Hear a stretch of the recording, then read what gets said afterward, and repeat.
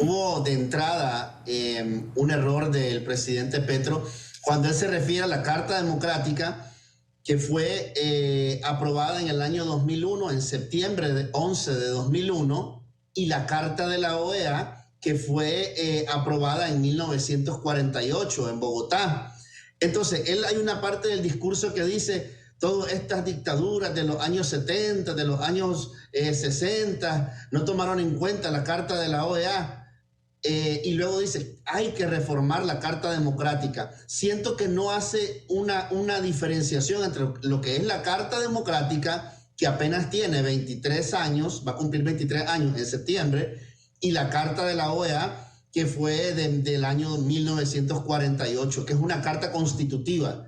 Y la otra es la Carta Democrática Interamericana, que es la que conocemos, que vela por la democracia, por los derechos humanos, por la estabilidad. Entonces, de entrada, yo siento que hay una confusión similar a la que tuvo Petro cuando le tocó debutar en la OEA y dejó la silla vacía. Y primero dijo de que porque no sabía, que porque acababa de llegar al cargo, no sabía qué hacer. Y finalmente dijeron, sí sabíamos, pero tomamos la decisión de no ir. Entonces, otra vez lo veo patinando con la OEA. Se refiere a la Carta Democrática de hace 23 años o a la Carta de la OEA que es de 1948. Siento que se pegó una tremenda enredada de entrada. Y por otro lado, lo que vos decís, Dani, es bien claro. Sí debe de haber participación de algún Estado, pero debe de haber no solo derechos o privilegios, debe de haber compromisos, responsabilidades. Como dicen los abogados, deberes, derechos y responsabilidades, no solo derechos y privilegios. Entonces siento que esta propuesta de Petro plantea la integración sin integridad, los derechos y privilegios, pero ningún tipo de responsabilidad o compromiso real de parte de los Estados miembros de la OEA. Sin robarte mucho tiempo, tengo que decirlo, la OEA y la Carta Democrática Interamericana lo que atiende es dificultades de países democráticos, crisis democráticas, crisis de derechos humanos, pero lo que sucede en Venezuela, Cuba y Nicaragua no son crisis democráticas, son dictaduras que han cometido crímenes de lesa humanidad, son grandes ligas, son cosas mayores. Nada tiene que ver una crisis democrática con un país que mata el régimen a su gente, que la encarcela, que la destierra. Son historias totalmente diferentes y creo que ahí hay falta de comprensión. Ya vamos para allá. Por eso decía que esta conversación de la tarde de hoy tiene varias aristas. Hay quien me señalaba también que había una confusión con la carta, la Carta de San José o algo por el estilo, que mencionaba los derechos humanos. Exactamente, el Pacto de San José. Que había una confusión en lo que planteaba el presidente Petro el día de hoy. En todo caso, el canciller González Posada quería igual un comentario inicial suyo. Sí, muchas gracias. Primero decirle que yo le tomo la palabra al presidente Petro. Yo lo invito a que diga la verdad, porque miente sistemáticamente, haciendo suya una narrativa del grupo de países que forman parte del socialismo del siglo XXI. Petro ha dicho, entre otras cosas, que el Congreso del Perú le dio un golpe a Castillo, lo cual es absolutamente falso.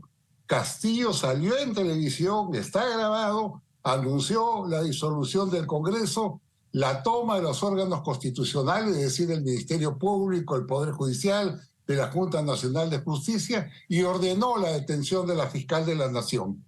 Por esa razón, no, por esa consideración, todo el Congreso, 103 congresistas, incluyendo los miembros de su partido, lo vacaron.